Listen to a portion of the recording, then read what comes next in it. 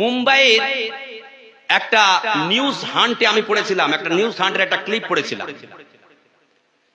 মুম্বাইয়ের একটা স্বাস্থ্য ইনভেস্টিগেশন টিম সন্তান হত্যার উপরে পর্যবেক্ষণ চালিয়ে তারা মুম্বাইয়ের নামি দামি 7টা হসপিটালের পিছন দিকের নালাগুলোতে 149টা ভ্রূণকে গ্রিন কালারের পলিথিনে মোড়া উদ্ধার করেছে। এবং ওই পর্যবেক্ষণ টিম সেই ভ্রূণগুলোকে ল্যাবরেটরিতে নিয়ে গিয়ে এক্সামিনেশন করে জানতে পারে যে প্রত্যেকটা ভ্রূণ ছিল কন্যা। জোরে বলুন নাউজুবিল্লাহ।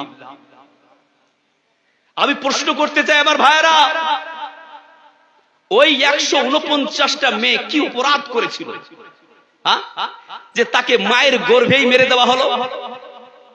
তাকে জীর্ণ শীর্ণ করে মায়ের পেট থেকে বের করে কাচরাতে ফেলে দেওয়া হলো। ওরা এই পৃথিবীর রূপ দেখতে পেল না, এই পৃথিবীর বৈচিত্র্যময় দৃশ্যগুলোকে আস্বাদন করতে পারলো না। কোন অপরাধের কারণে, কিসের কারণে? কারো কাছে কোনো জবাব আছে? তাহলে কেন? তাহলে কেন ওরা মেয়ে বলে অপরাধ? ওরা কন্যা বলে কি অপরাধ? তাহলে কেন মনটা ঘটলো? দেখুন আমার প্রিয় ভাইরা, আপনি অবাক হয়ে যাবেন, আমি আপনাকে তথ্য দিচ্ছি। জামানায় জাহেলিয়াতে ইউএসজি আল্ট্রাসোনোগ্রাফি ছিল, পেটের ছবি ছিল ছিল না।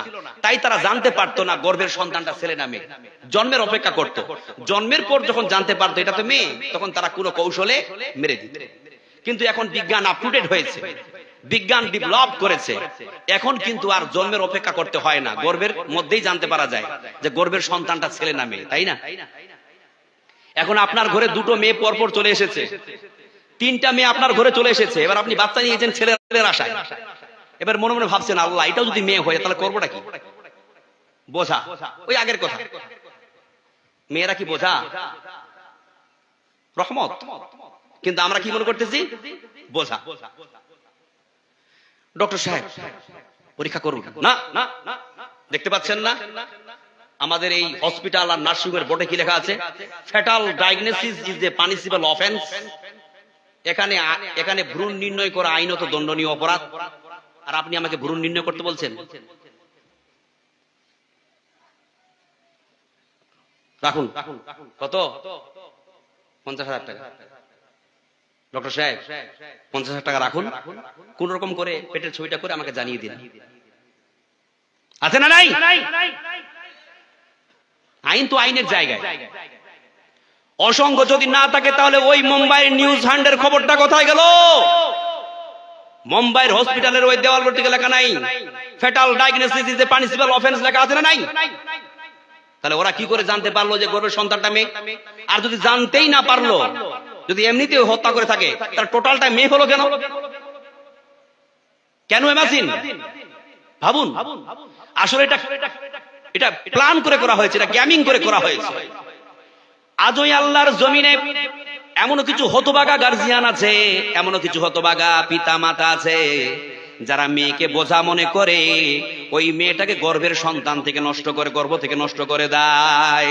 আমি বলবো আমার প্রিয় ভাইয়েরা, আমার মা বোনেরা, আমার বাপজিরা, যদি আপনার ঘরে 1000টাও কন্যা চলে আসে, তারপরে যদি কোনো গর্ভে আপনার সন্তান আসে, আপনি খবরদার আপনার সন্তানকে নষ্ট হতে দেবেন না। কারণ মনে রাখবেন, এক পর্যায়ে আপনার সন্তানটা গর্ভে গিয়ে প্রাণ পেয়ে যায়, জীবন পেয়ে যায়, রূপ পেয়ে যায়। তারপরে যদি ওই সন্তানটাকে আপনি হত্যা করে দেন, তাহলে মনে রাখবেন এই পৃথিবীতে একজন মানুষকে হত্যা করার সমপরিমাণ গুনাহ আপনার হয়ে যাবে। এবার আপনি যদি একটা সন্তানকে হত্যা করে দেন, একটা মানুষকে হত্যা করে দেন, কত পাপ! চলুন আল্লাহ পাক কি বলছেন।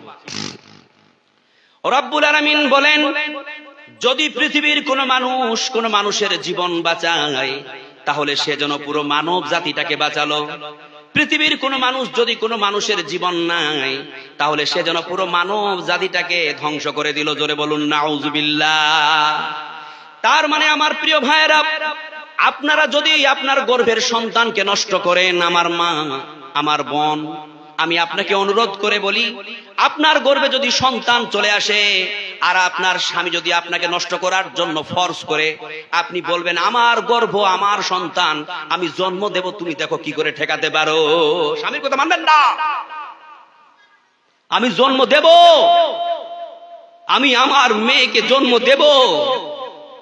যদি এটাও হয় আমার মেয়েকে জন্ম দিতে গিয়ে আমি নিজে নিভে যাব, আমি আমার মেয়েকে পৃথিবীর রূপ দেখাতে গিয়ে নিজে নিভে যাব, তবু আমি আমার মেয়েকে পৃথিবীর রূপ দেখাবো। জোরে বলুন সুবহানাল্লাহ।